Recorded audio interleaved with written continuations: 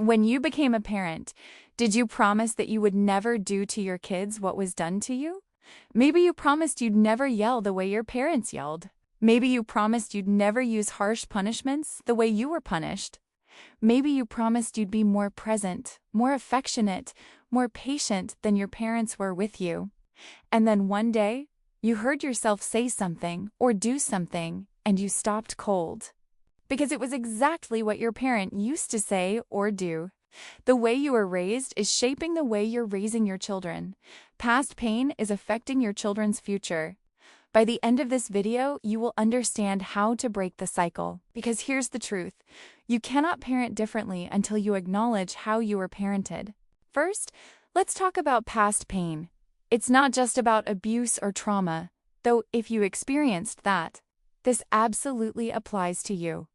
It's about the everyday ways you were parented that left marks. Maybe your parents were emotionally distant. They provided for you physically, but never really connected with you emotionally. Maybe your parents were controlling. Everything had to be their way. Your opinions didn't matter. Maybe your parents were critical. Nothing you did was ever quite good enough. Maybe your parents used shame as discipline. When you made mistakes, you were made to feel fundamentally flawed. Some of you are nodding because you recognize your childhood immediately. Your parents can have done the best they could, and their parenting can have left wounds you're still carrying and passing over to your children. Here's what happens with unhealed past pain. We either replicate it or we overcorrect for it. Replication means you parent the way you were parented, even when you don't want to. You swore you'd never yell, but you find yourself yelling. You promised you'd be patient, but you're irritable and snappy. Why? Because that's what was modeled for you. When you're stressed or triggered, you default to what you know. Overcorrection means you swing so far in the opposite direction that you create different problems. Your parents were strict, so you have no boundaries at all. Your parents were emotionally cold, so you're overly enmeshed with your kids. Your parents were critical, so you never correct your children's behavior. Both replication and overcorrection come from the same place: unhealed wounds. Do you want your children to grow up with the same emotional patterns you have and wounds you carry? This is uncomfortable to sit with. You have to get honest about what you experienced. You have to acknowledge how it affected you. And then you have to decide consciously what kind of parent you want to be. Let me give you some examples of how past pain shows up in current parenting. Example 1. The parent who can't tolerate big emotions. If you grew up in a home where emotions weren't allowed, where you were told to stop crying or go to your room, you likely learned to suppress your emotions.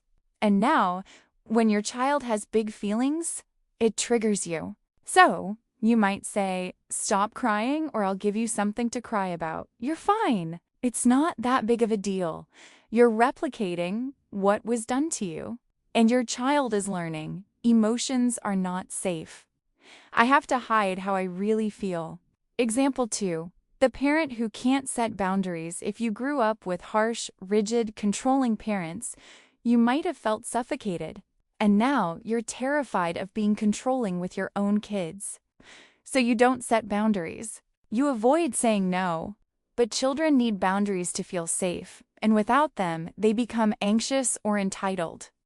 You're overcorrecting for your past, and your children are paying the price.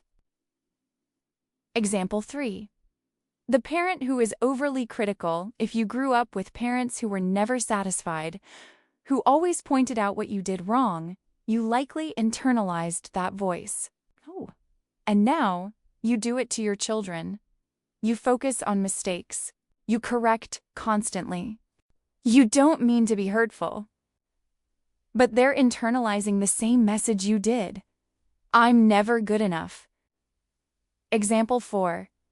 The parent who yells. If you grew up with parents who screamed at you, who used their voice as a weapon, who made you feel small and scared, you probably promised yourself you'd never do that to your kids. But then one day, you hear yourself yelling, screaming even. And your child has that same look you used to have: fear, hurt, withdrawal. You feel terrible afterward. You swear you'll never do it again. But when you're stressed and your child pushes your buttons, it happens again. You're replicating the pattern, and your child is learning what you learned. When people are angry, they scream. Love and fear can exist in the same relationship. Do you see yourself in any of these? Here's what makes this even more complicated. Your children will trigger your unhealed wounds. Your child talks back and you are yelling at them for being disrespectful. Your child is struggling in school and suddenly you're reliving the shame you felt when you couldn't meet your parents' expectations. These are called triggers. And when you're triggered, you're not responding to your child in the present moment. You're reacting to your past. So how do we break the cycle? Step 1. Acknowledge your past. You cannot heal what you don't acknowledge. Sit with these questions. How was I parented? What did that feel like for me as a child? What wounds am I still carrying? This isn't about blaming your parents. This is about getting honest so you can make conscious choices. Step 2. Recognize your patterns. Notice when you're replicating or overcorrecting. When do you sound like your parents and you don't want to? When do you react instead of respond? Start paying attention with curiosity, not judgment. Step 3. Do your own healing work. You cannot give your children what you don't have yourself. If you never learned emotional regulation, you can't teach it until you learn it yourself. Healing work might look like therapy or counseling, reading books about childhood trauma and parenting, journaling about your childhood, finding a support group. You're not just doing this for yourself. You're doing it for your children and for generations to come. Step 4. Decide who you want to be. Who do I want to be as a parent?